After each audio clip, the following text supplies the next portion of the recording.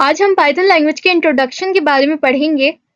Python was created by Jodo van Rossum and first released on 20 February 1991.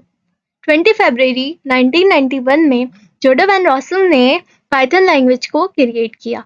Python language का नाम Python रखने की सबसे बड़ी वजह ये थी कि उस वक्त बीबीसी टेलीविजन से एक कॉमेडी सीरीज आती थी जिसका नाम था Monty Python flying circus.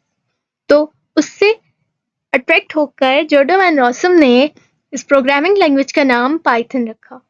Python हमारे पास हाई लेवल लैंग्वेज है, हाई लेवल प्रोग्रामिंग लैंग्वेज है क्योंकि ये हमारी थोड़ी सी सिमिलर होती है इंग्लिश लैंग्वेज से। अब हम देखते हैं अगर हम पाइथन प्रोग्रामिंग लैंग्वेज में कुछ प्रिंट करना चाहें तो वो किस तरह से प्रिंट होगा। इस वक्त मैं जुपिटर नोटबुक का इस्तेमाल कर रही हूँ।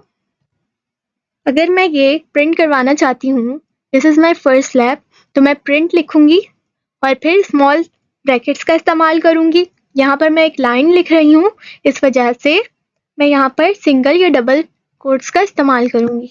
जब इसको हम रन करेंगे तो हमारे पास प्रिंट होकर आ जाएगा this is my first lab. हम प्रिंट यहाँ से भी करा सकते हैं और शिफ्ट और एंटर प्रेस करके भी हम अपने सेल को रन करवा सकते हैं। फिर हमारे पास है एक्स के अंदर हमने वैल्यू स्टोर करवाई 3। हमने एक्स हमारे पास एक वेरिएबल है जिसके अंदर हमने असाइन कर दी इक्वल टू का साइन इस्तेमाल करके वैल्यू 3।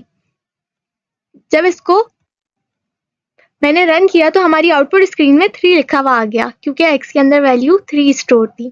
इसी तरह से मैंने दोबारा वैल्यू स्टोर करवाई 3 और इस दफ़ा मैं चाहती हूँ कि 3 हमारा मल्टीप्लाई हो जाए 2 से। तो मैंने x को मल्टीप्लाई करवाया 2 से और जब रन किया तो हमारी आउटपुट स्क्रीन में 6 प्रिंट होकर आ गया।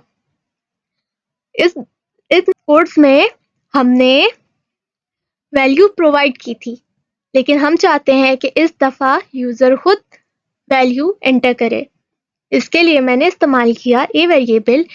फिर मैंने बताया कि हमें इंटीजर वैल्यू एंटर करवाए यूज़र हमारी और फिर इनपुट करे एंटर फर्स्ट नंबर। इसी तरह से बी वेरिएबल में हमारा सेकंड नंबर जो है वो यूज़र एंटर करे। इस प्रोग्राम का मकसद है एडिशन, सब्सट्रैक्शन, मल्टीप्लिकेशन और डिवीजन कराना जो भी नंबर यूज़र एंटर करेगा।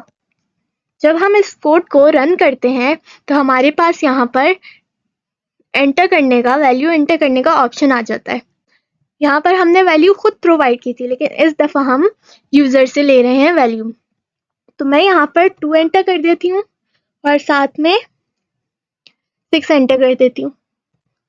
तो हमारे पास ऐड होकर 2 और 6 8 हो गए, सब्ट्रैक्ट होकर -4 हो गए, मल्टीप्लाई होकर 12 हो गए और डिवीजन से 0.333 हो गए। अब मैं यहाँ पर एक सिंपल सी मार्कशीट क्रिएट कर रही हूँ।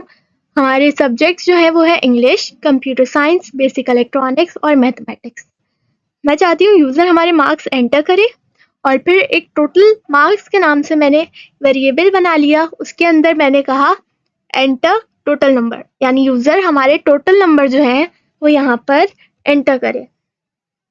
फिर मैंने एक मार्क्स ऑब्टेन के नाम से वेरिएबल बनाया जिसमें मैंने ये बताया कि ABCD, यानी ए हमारे इंग्लिश के मार्क्स, बी हमारे कंप्यूटर साइंस के मार्क्स, सी हमारे बेसिक इलेक्ट्रॉनिक्स के मार्क्स, डी हमारे मैथमेटिक्स के मार्क्स, ये सारे हमारे पास ऐड हो जाएं तो वो हमारे पास मार्क्स ऑब्टेन्ड हो गया।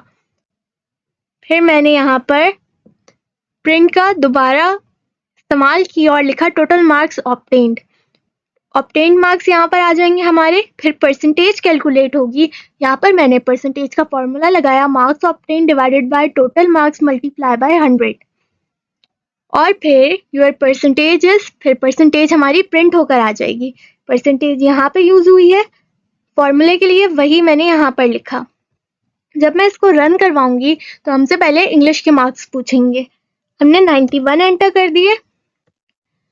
कंप्यूटर साइंस के हम 98 एंटर करते हैं। बेसिक इलेक्ट्रॉनिक्स के हमने 95 एंटर कर दिए।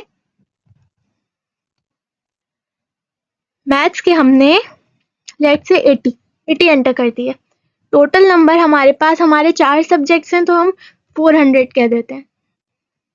अब हमारे पास टोटल मार्क्स ऑब्टेन जो है हमारे वो है 369 और परसेंटेज हमारी बन रही है 91.0%। तो ये इस तरह से हमने मार्कशीट क्रिएट की, बहुत सिंपल सा प्रोग्राम बनाया पाइथन में।